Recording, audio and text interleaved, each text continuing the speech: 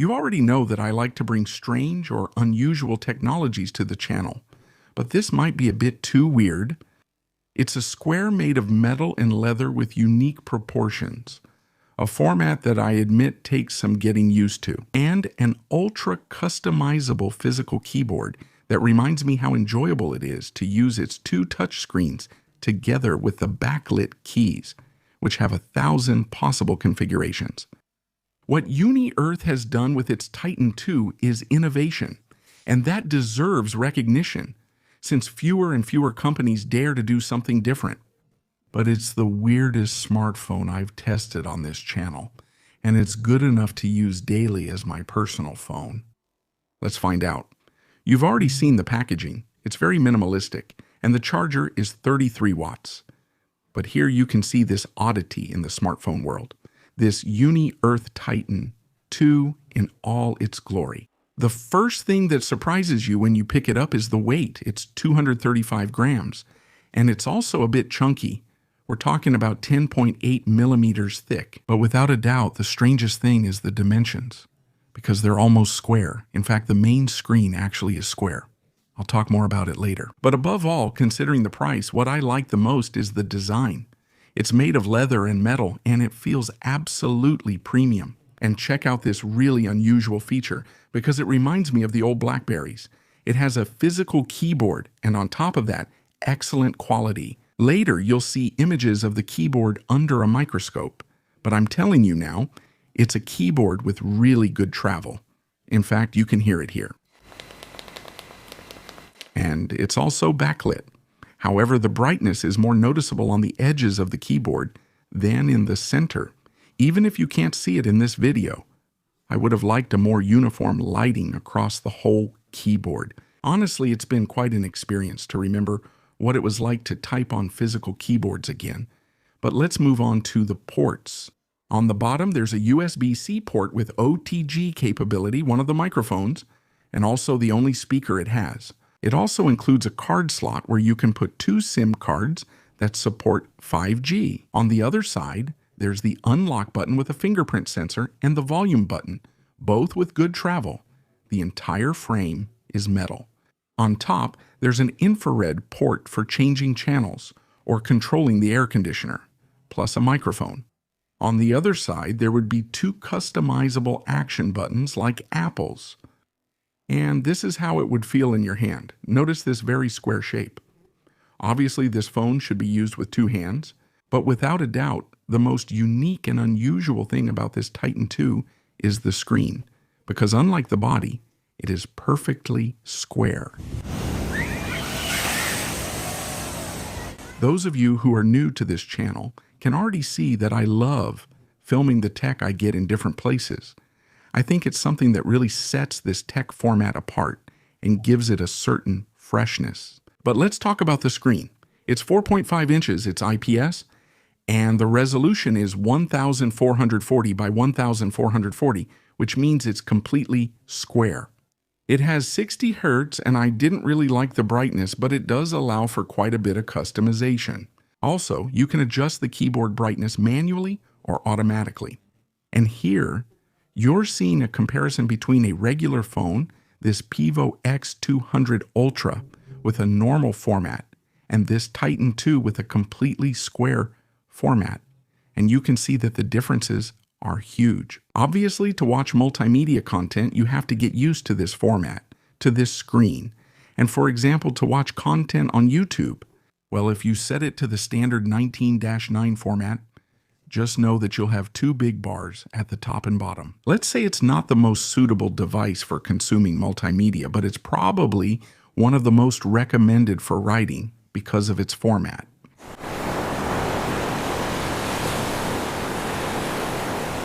Now let's talk about the hardware and software. First of all, the fingerprint reader works very fast, as you can see, despite the modest hardware it has. I really like the vibration motor. However, that's probably the worst part of this device. It has a Dimensity 7305G CPU, which is quite efficient, but not very powerful. It runs stock Android 15, has 12 GB of LPDDR5 RAM, and can have up to 512 GB of UFS 3.1 internal storage. This model has 256 GB, but without a doubt, the most interesting thing about this unique device is its keyboard, which you can customize in 1,000 ways. Not just the customizable keys, but any key. As you can see, it's really overwhelming, or almost overwhelming, since you can use it to hang up calls, open the camera, or even use the letter keys. That is, each letter on this physical keyboard, you can set it so that if you do a long press or a short press, it launches an app, makes a call, opens the translator, or starts some special mode of this phone. Without a doubt, anyone who loves customizing their smartphone is going to be amazed by this Titan II. But it's not just the physical keyboard that's a curiosity on this unusual smartphone. This second screen, specifically 2 inches, is also something special. It's a bit more rectangular, with a resolution of 502 by 410 pixels. It's also highly customizable. It has a compass. You can take photos, you can view neighborhoods, parameters, or even open and run apps on this small screen. But really, how would everyday apps look on this completely square screen? Well, as you can see, for example, with Instagram, a lot would have to change for the format to look a bit more aligned. But check out this interesting feature. If you swipe the keyboard up or down, you can scroll not just in Instagram, but in any app, on the web, and so on, as you can see. Or even by pressing the spacebar, like I mentioned earlier, the customization is almost endless. In other apps like this one, Google Earth, you can definitely notice the limitations of this format a bit more. By the way, I haven't had any problems with the Wi-Fi, with Bluetooth 5.4, or with the GPS, which also includes GLONASS, Beidou, Galileo, and it even has FM radio. It's surprising how many features are included, especially since the price isn't very high. It's also capable of running games, but due to its format and its CPU, maybe that's not its most suitable function. And at this point, I was afraid things were going to go wrong, and indeed, it turned out pretty badly. It's about its cameras. A main camera with 50 megapixels, a front camera with 32 megapixels, and an 8 megapixel telephoto, which is a 3.4x. The app is pretty basic, and honestly, there's nothing noteworthy. And here you can see some samples from this Unihertz Titan II. In good lighting conditions, there are a few photos that might be acceptable, but as you can see, they don't look realistic. It's not a phone made for taking good photos. Some come out decent, but it's not designed for taking good pictures. Let's say its strengths are in other areas, like its design, its keyboard, or even its battery, which you'll see later. I'm not going to waste much more of your time on this section, and as an example, I'll show you 2 clips so you can see how this Titan II records video. Video with the weirdest phone from Unihertz, this square phone. This is how its stabilization works and how its microphones sound. This is how it would record in full HD at 30 frames per second. And this is its maximum resolution at 4K, also at 30 frames per second, since it doesn't support more frames. Now let's move on to a somewhat bittersweet point. The speaker sounds decent, with quite a bit of power. However, there's only one. Hopefully in the next version, that is, in the Titan III, they'll include dual speakers. This is how it would sound.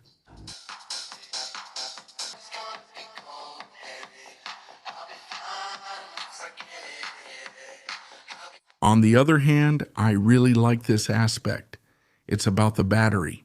Its battery is 5050 mAh with so-called fast charging at 33 watts using the included charger. It doesn't have any kind of wireless charging, and there aren't many options when it comes to battery protection modes. However, what I did like is its battery life. And thanks to the screen format, the resolution, and the processor's efficiency, you can easily get up to 3 days or even a bit more if you don't use the phone too much. Therefore, considering that it's still an extremely innovative phone and not too expensive, at least in this aspect, it does a good job. I don't know if Unihertz will release a Titan II with the 9. You know that to type it, you have to hold down the N, and honestly, you get used to it quickly. Still, it's clear to me that this is a niche phone. If you miss BlackBerries or you like this format and being able to type on a physical keyboard, there probably isn't a phone as complete as this Unihertz Titan II nowadays. And not just complete, but also cheap.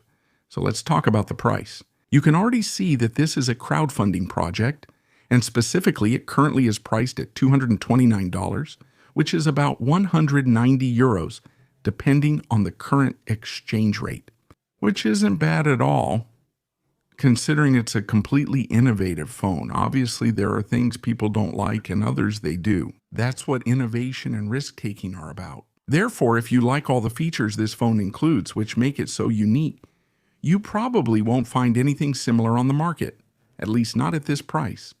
I'll put the crowdfunding website in the video description below. If you have questions, leave them in the comments. I love reading them. I don't know if you miss smartphones with a physical keyboard or if you've never actually tried one. Honestly, it felt pretty strange to me, and I'm not sure if I would go back to that golden era of physical keyboards. Well, if you like the video, hit subscribe if you haven't already, and leave me a like so I can keep making videos that are this different and refreshing. And now, I'll see you in the next video. Take care and see you soon.